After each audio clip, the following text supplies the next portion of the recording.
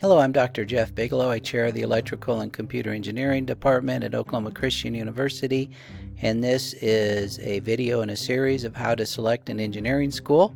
And this particular one, we're going to look at 5 myths that might interfere with us of picking a good engineering school. If there are myths, one of the things we need to do is figure out what to do with them. You must unlearn what you have learned. Okay, so Yoda gives us some sage advice there, right? We need to unlearn these things so we can make a better decision. Think of it this way. There's a lot of engineering schools out there, and they all look pretty much the same. You're trying to get an engineering degree, but they're all a little bit different. What are you going to do? Which one is it? You must choose. But choose wisely. Okay, so here's the problem. There's a lot of pressure for you to choose wisely when you're picking an engineering school. The first myth then is that all engineering programs are the same. If that's the case, then you're just going to pick the cheapest one, right? The one that's the least expensive or the most convenient, whatever the case may be. But that's not really what's going on. When we buy cars, we intuitively know that the more you spend on a car, you have greater expectations of performance, of options, of reliability, of value, whatever the case may be. We know that when we buy a car, we're not only buying a mode of transportation, we are also paying for the experience that goes along with it. And that's the same when we we pay and invest in an engineering degree. So here's the choice. When you think of obtaining an engineering degree, you pretty much have 2 options. You can view it as a commodity. In other words, you are buying the degree. That's going to influence how you view your choice. Or you can view it as an experience. And I think the second option is a lot more healthy, right? After all, you're going to put 4 years of yourself into this. You're going to put a lot of time and effort into this.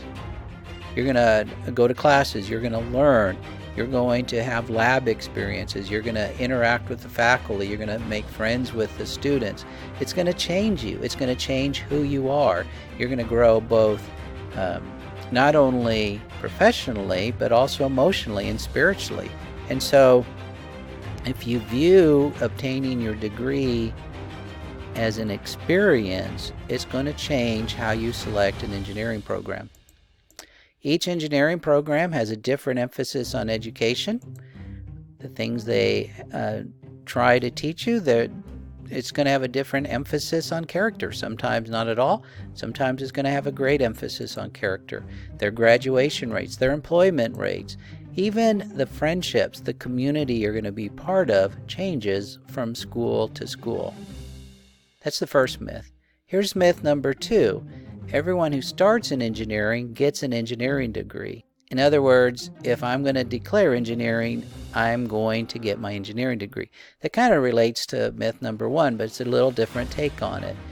Where does that come from? Well, when you're in K through 12, everyone graduates. Everyone gets a high school degree. There's not really any difference amongst you, right?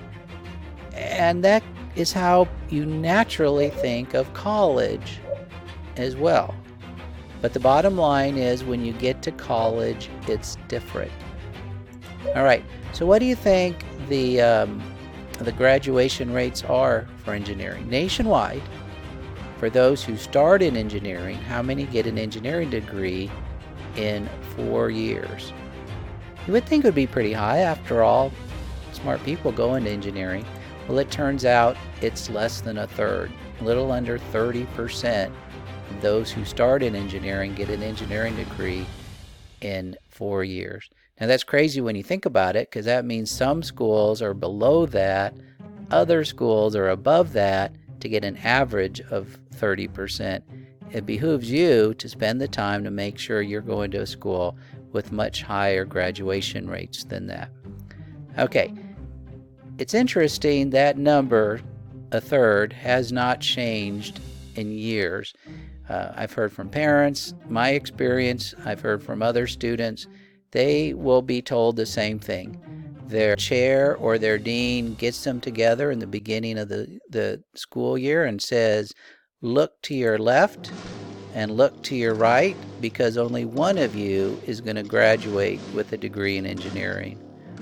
Okay, so in this little analogy I'm showing you here you are with two of your buddies, and you're faced with all the challenges you're going to have in engineering. You have to survive the skeletons that are going to charge you, right? So here you all are, you're all working hard, you're trying to get your engineering degree. Let's see what happens. So here's the guy on the left. Oh, guess what? He's not going to get an engineering degree. How about the guy on the right? Maybe he's going to get an engineering degree. Nope, he's not going to make it either. What that means is only one of you three, you or one of your two buddies, lived through the skeletons and got your engineering degree. I'm telling you, because of this myth, it is really worthwhile for you to distinguish what the graduation rates are between all the engineering programs you're considering. Okay, next myth. Now we find out if that coat is worth the price we paid. Worth the price we paid. All right, you and your family have to come to grips with this. There is an expense related with the experience of getting an engineering degree. There's a myth out there that says you should never borrow money to get a college degree, and that even translates to getting an engineering degree. The myth says it's not worth it. Let's see what's really going on. Okay, in this plot, along this axis, we have time. This is when you graduated from high school. This is when you graduate from college. So this is when you're in college. This is the start of your career. Along the y-axis, we have the net income after high school. Now, at first glance, you say, is it wise to borrow money to get an engineering degree? After all, I could join the workforce and I could start making money right away. Now, obviously, the gap is the highest here at the end, but what happens after graduation? Notice engineers who make the highest entry salaries of any four-year majors out there, they're instantly going to have a very high slope with their earnings, and with only a matter of 4 or 5 years, they're going to surpass the students who did not go to college at all. Now think about this. You're not only going to do this for 5 years, you're going to want to pick a career that's satisfying for 35 or 40 years, maybe even, right? So the cool thing about engineering is not only are you going to make more money, you're going to do more interesting things. You're going to work on things that matter. You're going to work on things that change the world, help people, benefit society. All those things, in addition to a high salary, time off, money to do the things you want to do, make engineering a great investment. It is definitely worthwhile to borrow the money to get an engineering degree. Okay, next myth. This isn't going to be easy. Hey, don't worry. Okay, ain't gonna be easy, but don't worry. Myth 4 says developing your gift should be easy. Myth 4 says if it's your gift, it should come natural to you. And this is the reason why a lot of people drop out of engineering, because it isn't easy. In fact, that's the whole point of an engineering degree.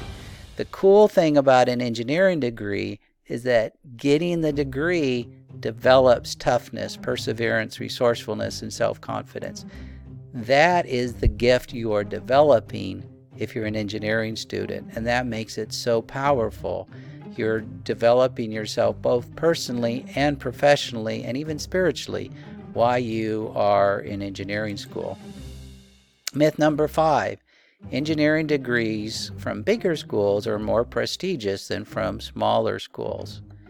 Okay, so let's listen to Yoda. What does Yoda have to say about this? Size matters not. Look at me. Judge me by my size, do you? Okay, we know not to judge Yoda by his size, so let's not do the same thing with engineering schools. In fact, the people who are really setting the prestige of a university, of an engineering program, are the local engineering companies. They're the ones, they know who produces the best engineers. You need to get input from them. Companies are after the hardworking and reliable engineers who can communicate, work in teams, and contribute to success.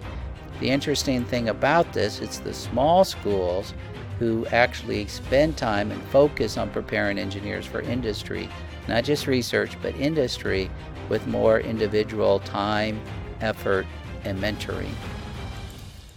George Denhay had a really good point, so I put this quote up there from him.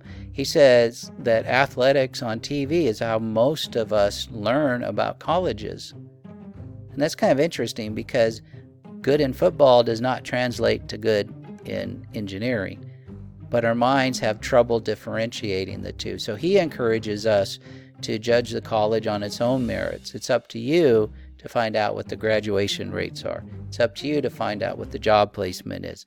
It's up to you to find out what the culture is really like there. So he encourages all of us to spend more time finding a good college.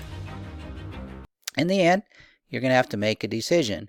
And looking back on the decision, of course, this is what we want to be said about that decision. You have chosen wisely. And that is my prayer for you, that you will choose wisely.